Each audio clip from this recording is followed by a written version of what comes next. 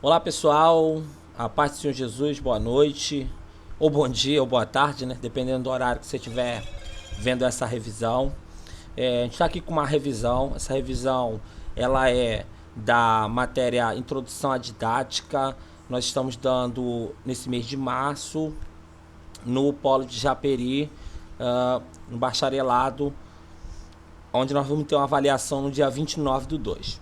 Ok? As questões propostas na nossa avaliação são 10, sendo 9 questões dissertativas e uma de múltipla escolha.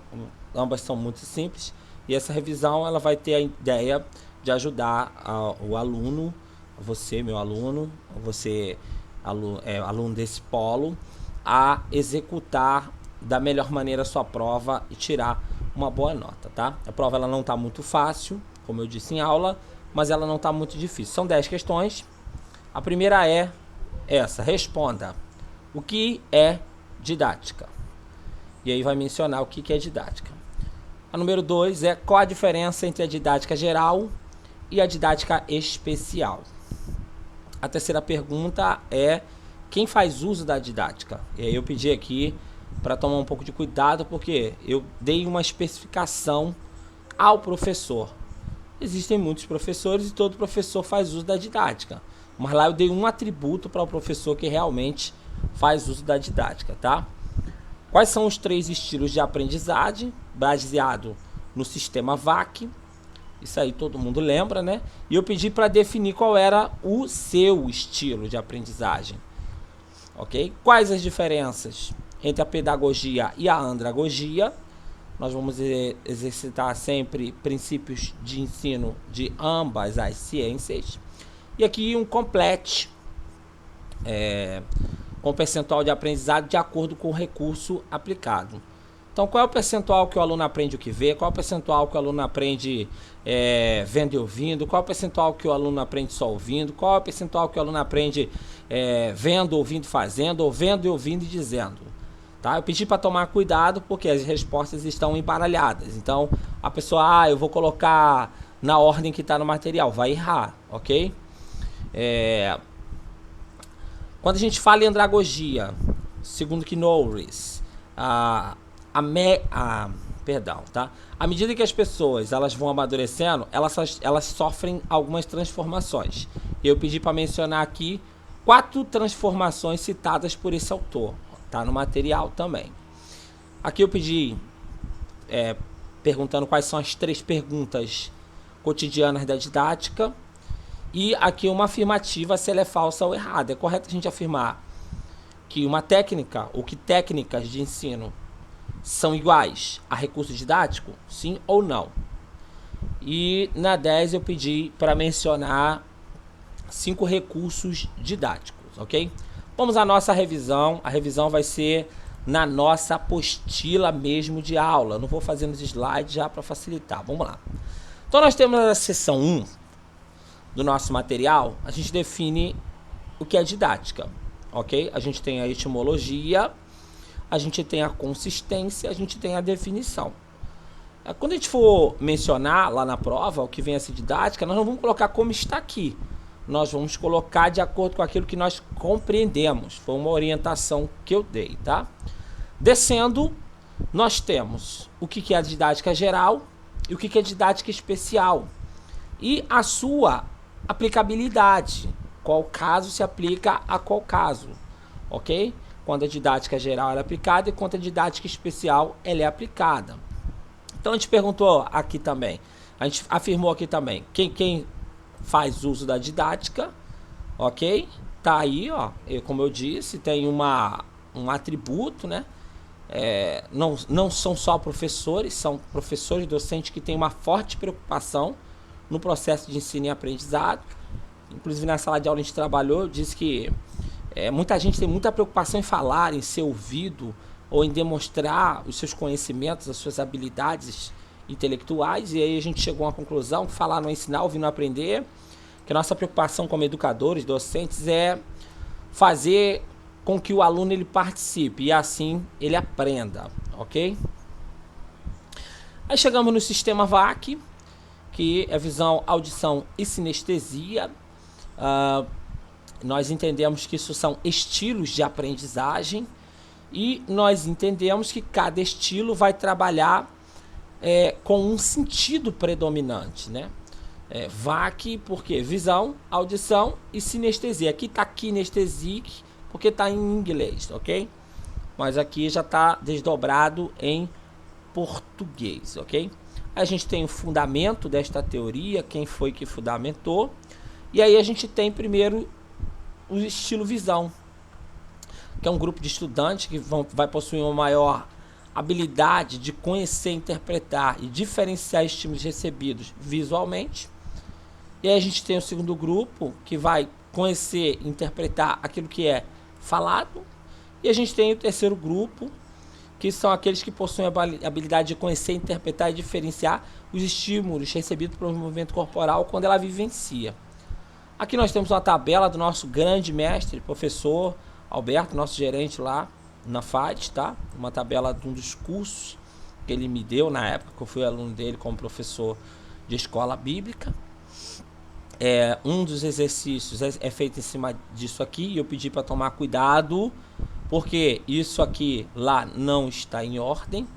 Então, desdobrando, a gente tem um pouco mais, tá, sobre o conceito de ensinar, que isso não é apenas transmitir conhecimento, então não adianta a gente só falar, a gente precisa promover a aprendizagem, né, por parte do aluno. E a aprendizagem, como disse o nosso mestre Alberto, ela não pode ser forçada, ela não pode ser induzida. O aluno ele precisa estar ativo, participando do processo de ensino e aprendizado com interesse. Tem um percentual muito grande quando ele vê, ouve, faz, ou quando ele vê, ouve e diz, participa.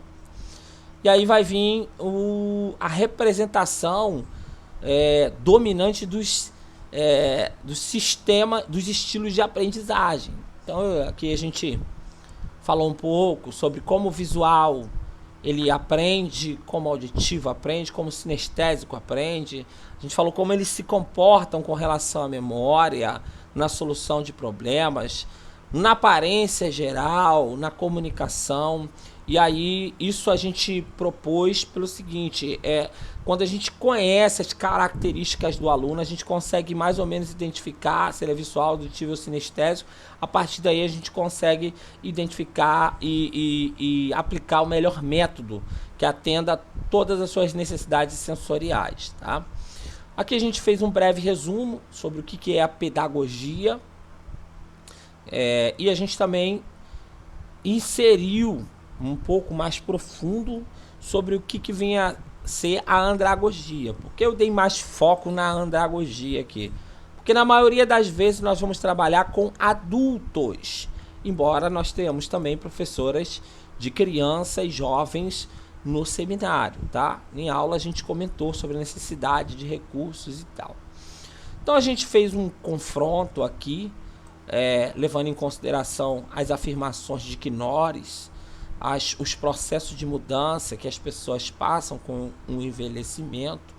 Demos mais fundamento aqui, com vários escritores fazendo desdobramento dessa matéria. E aqui nós colocamos um quadro comparando a aprendizagem, né, da criança ou do jovem, do adolescente, que é a pedagogia, com o ensino de jovens e adultos, com o ensino de adultos, melhor dizendo, que é a andragogia, né? E aí a gente fez uma correlação mostrando como o professor ele sai de peça central como promotor da aprendizagem, aquele que distribui, dá a oportunidade da fala, inclui os seus alunos ali no processo ensino e aprendizagem, tá? Aí a gente fez um teste bacana lá. Nesse teste foram 20 perguntas. Cada aluno entendeu qual é o seu estilo de aprendizagem, né? Se é visual, se é sinestésico, se é auditivo. Esse teste ficou para lá. Depois nós entramos nessa questão das perguntas que a gente precisa fazer diariamente, né? Cotidianamente, quando a gente fala de didática, porque a gente precisa se familiarizar com a matéria, a gente precisa identificar as particularidades do aluno, a gente precisa definir método didático, né? Nós discutimos muito em sala de aula que falar, pegar uma revista, pegar um material didático e sair falando, sem estratégia metódica, sem perguntas, para incentivar a participação do aluno, quando a gente se comporta em sala de aula como os donos da razão, né? Inibindo ou não dando espaço para o aluno ele expressar suas opiniões e os seus conceitos, ou quando simplesmente nós atacamos a opinião pessoal de um determinado aluno porque esta não vai de acordo com o que nós estamos ensinando, ou porque ele tem princípios e pensamento diferente. A gente entendeu que isso é falta de autocontrole, então a gente precisa a todo tempo fazer essas 3 perguntas para nós nos familiarizarmos com o ambiente educacional e assim a gente conseguir ter maior sucesso, inserindo de fato o aluno e dando ao aluno a condição de se expressar. Isso é muito importante. A gente entendeu que a didática é um elemento indispensável, tanto da pedagogia como da andragogia, e aí aqui a gente propôs um exercício. Aqui nós temos linhas e aqui nós temos coluna. E aí nós fizemos uma afirmativa, né? Com base, e uma pergunta, é claro, né? Com base no que nós estudamos, qual a coluna refere-se à andragogia e qual a linha contém uma afirmativa errada. Então vamos lá. Aqui nós temos a coluna 1, educador, a coluna 2, educando, a coluna 3, educador. Educador é o professor, educando é o aluno, educando é o aluno. Aqui nós temos 2 perspectivas, nós temos pedagogia e andragogia. Então nós temos o professor aqui exercendo diferentes métodos. Então qual é a coluna em que os alunos são educados? Nós entendemos que é a pedagogia, porque o ensino na pedagogia está totalmente centrado em cima do professor. Qual é a coluna em que os alunos são aperfeiçoados em seus conhecimentos? Nós entendemos que é a andragogia. Então a gente já sabe que a coluna 2 aqui é pedagogia, a coluna 3 é a andragogia. Mas em uma linha aqui existe uma afirmativa errada. Aqui a gente já sabe que o ensino é centralizado no professor, nesta coluna. Nesta a gente sabe que é centralizado no próprio aluno, e o professor ele trabalha como promotor do ensino. Então vamos lá, o educador é aquele que sabe, e aí os educandos não sabem, porque não tem conhecimento, e aí novamente aqui na linha 2 a expressão não sabe. Aqui a gente sabe que está errado, tá? Porque não sabem no caso da pedagogia. Aqui eles sabem e são aperfeiçoados em seu saber, porque o adulto ele sempre sabe alguma coisa. Esse foi um exercício que a gente colocou. Então a coluna andragogia é 3, a coluna pedagogia é 2 e a linha errada é a linha da coluna 3, a linha 2 da coluna 3 e assim sucessivamente. E a gente deixou claro aqui, tá? Um alerta, né, para o pessoal, para tomar cuidado. Cada matéria tem aí a sua faixa etária de idade, vai exigir uma didática, vai exigir um método diferente, vai exigir um ou mais recursos diferentes, dependendo. Então, é muito correto a gente afirmar que não existe uma didática padrão. A gente discutiu que a didática ela pode variar de acordo com a matéria, de acordo com a faixa etária, de acordo com o assunto. Com isso, a gente entende que os conteúdos eles devem ser filtrados e adaptados à necessidade compreendida pelo professor. Não adianta o professor chegar, sair jogando conteúdo sem antes ele fazer uma sondagem, entender o ambiente, como está, para ele saber que tipo de semente ele vai plantar, ok?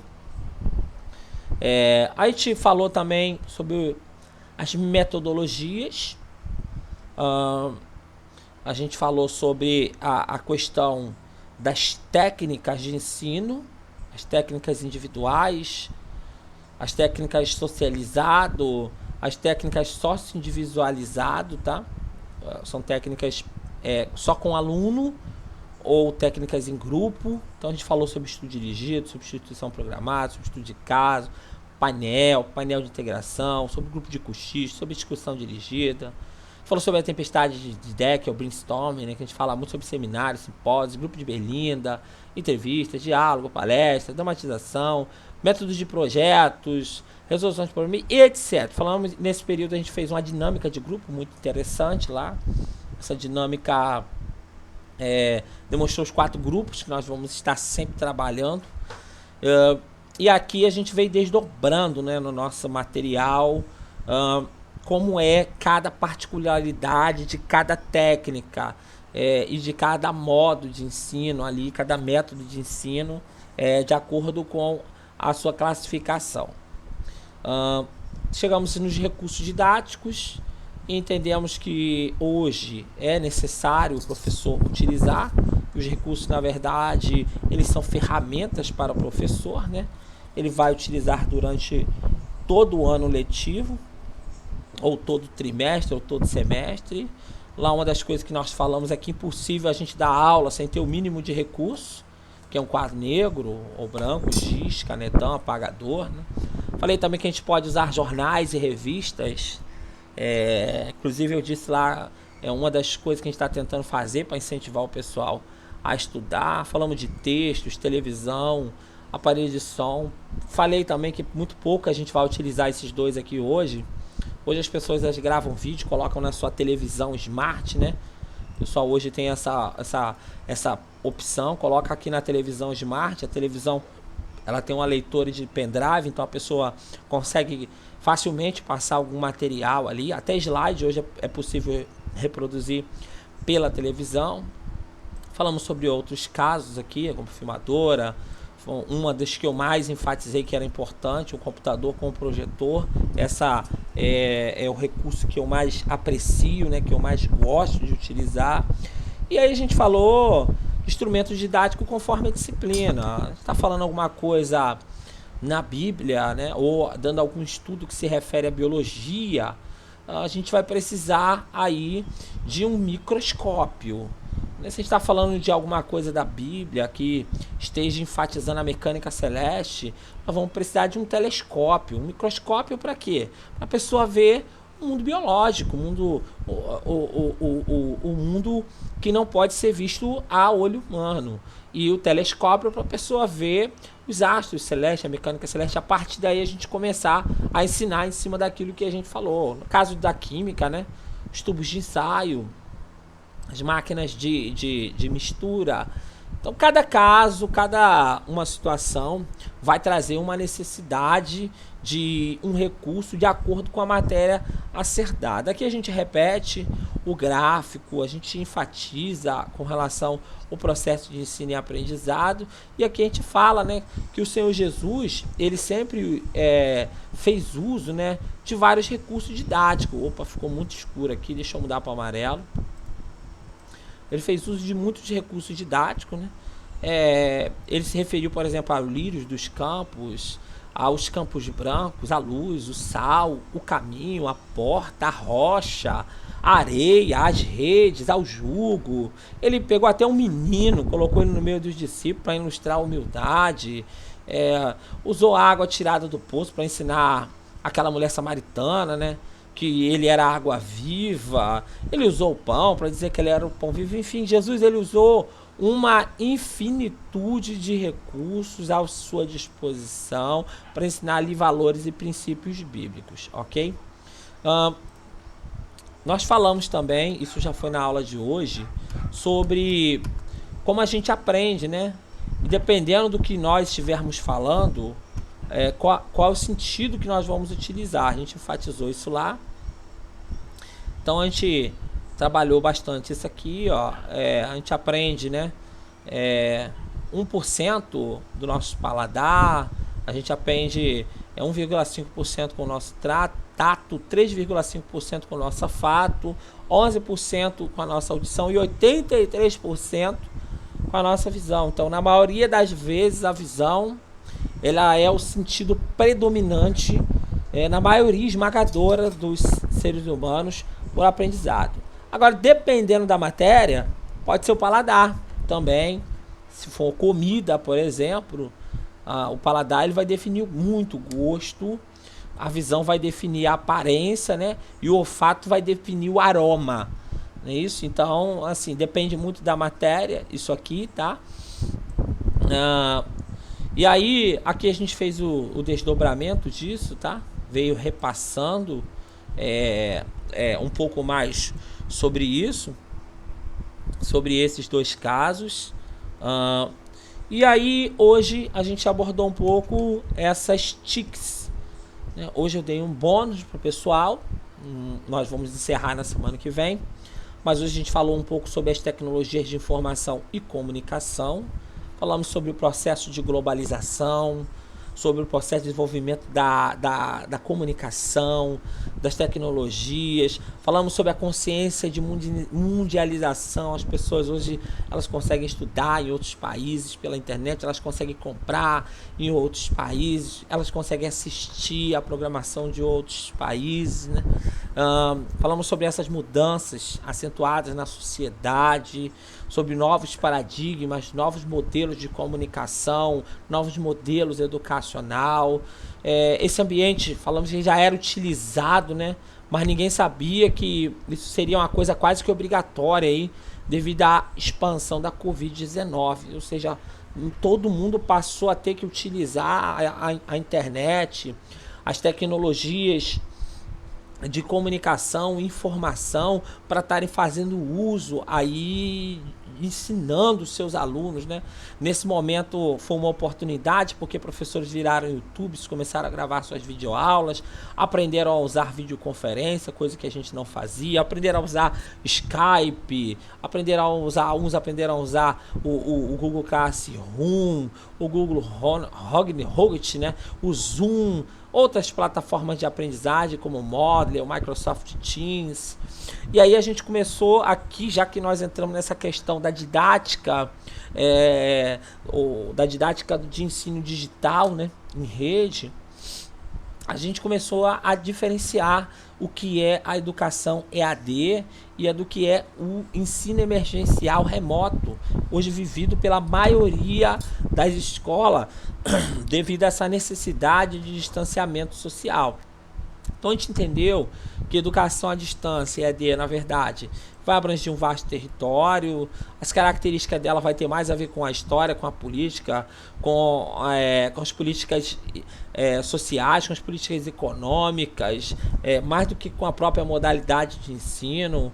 A gente vai ver que ela vai fazer muito uso das tecnologias de informação e comunicação e que elas têm uma aplicabilidade certa nas seguintes condições. Normalmente o indivíduo ele estuda à distância quando ele não dispõe de tempo para ele frequentar uma universidade, uma escola presencial ou um curso. Então ele vê nessa modalidade uma oportunidade, mesmo estando muito ocupado, ele dá sequência aos seus estudos, tá? Quando ele mora numa região muito longa, né?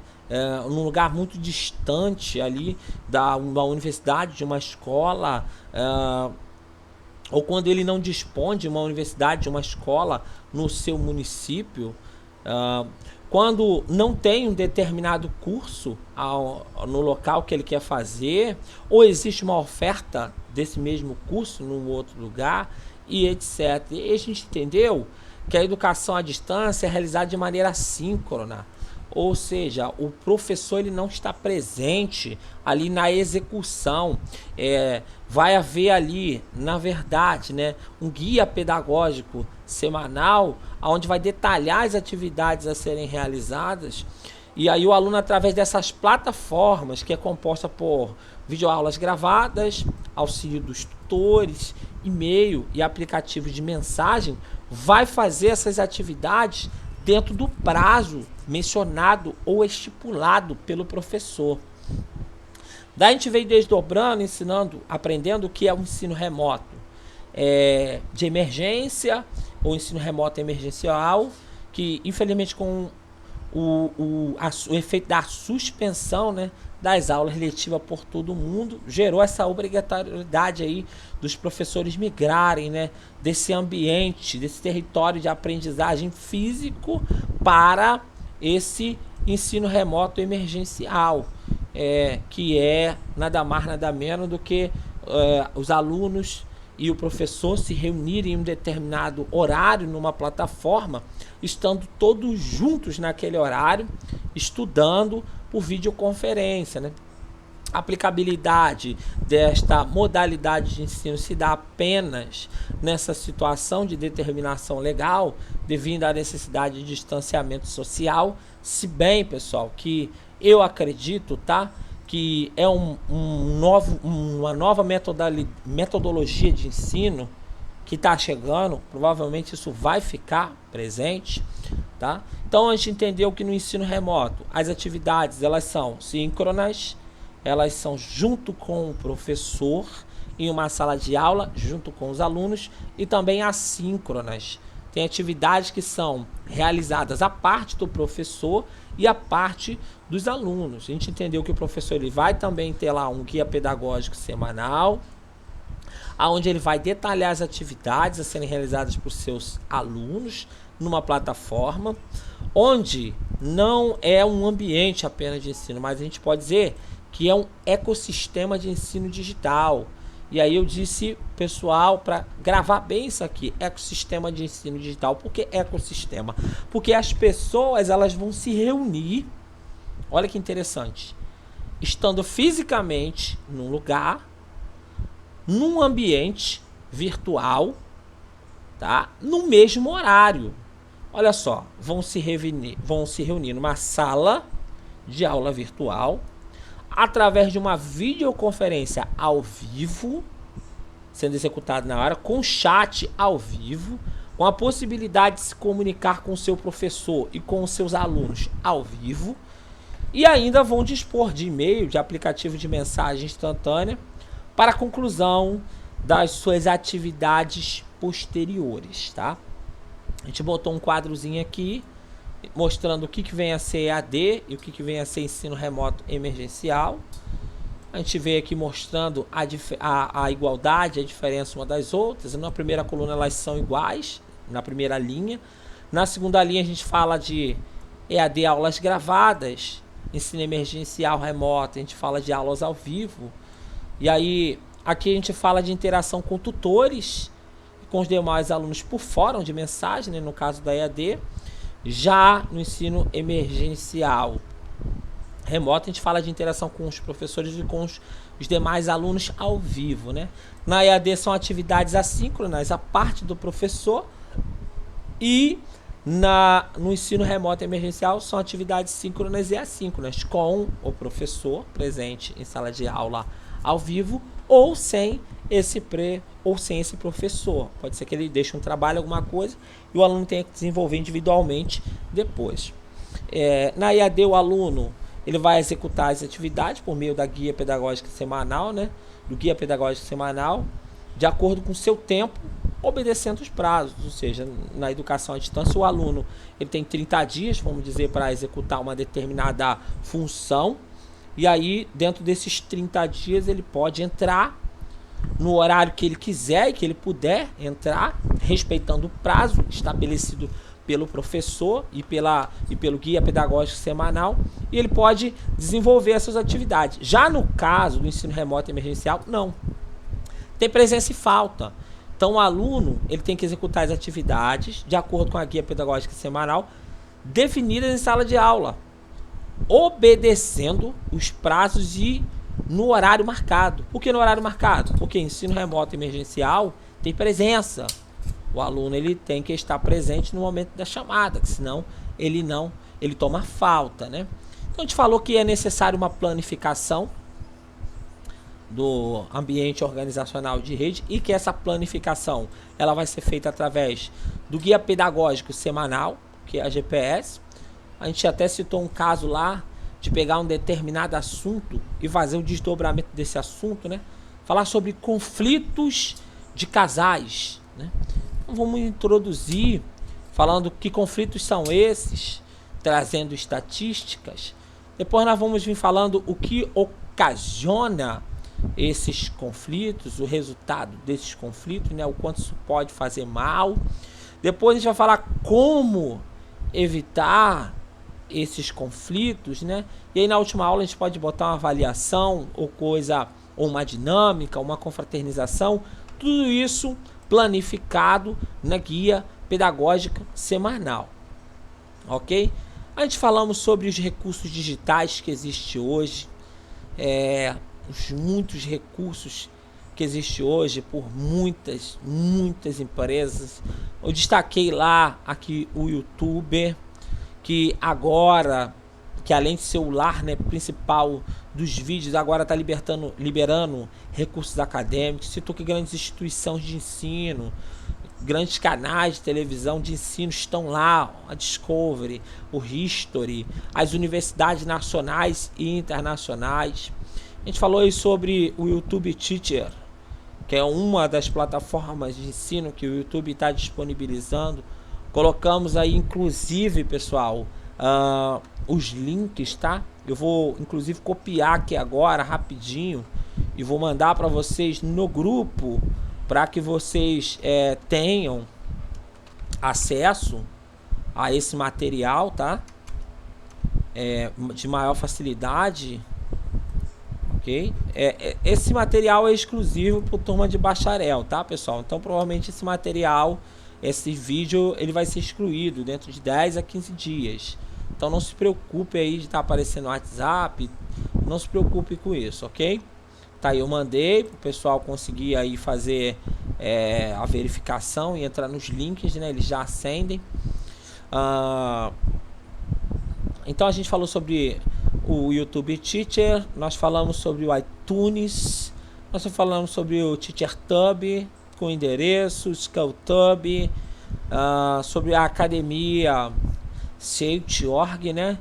Tá aí também. Falamos sobre diversos programas, diversas plataformas, vamos inclusive do próprio Vimeo, que é gratuito. Então a gente falou também que é importante fazer uma avaliação digital, que existem hoje aí programas que inclusive dá pra gente mandar um link para a pessoa faz uma avaliação digital online e já gera para ela o resultado, e a gente recebe um SPY, né, um e-mail informando que a pessoa foi bem ou foi mal naquela avaliação.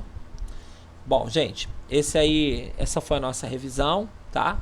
Esse material aqui é um material que nós vamos trabalhar na semana que vem, ok? A nossa prova, ela vai vir até aqui, até a página 20 do nosso material, ok?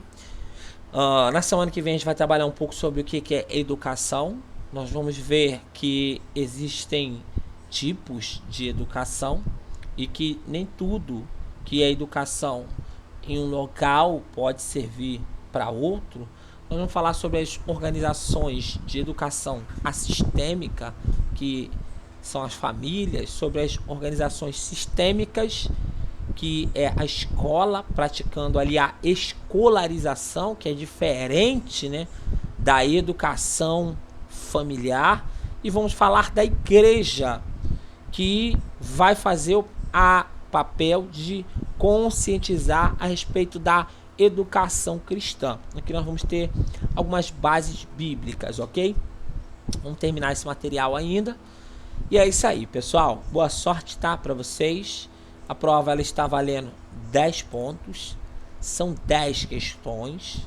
Ou seja, errou 4 questões, vai tirar 6 pontos. Errou 5, vai ter que fazer uma recuperação. Então, atenção, pessoal, ao executar a sua prova. Muito cuidado, tá bom? Faça com bastante calma. Se for preciso, assista novamente esse vídeo, ok? Um grande abraço a todos aí e até segunda-feira que vem, dia 29, a nossa última aula deste módulo.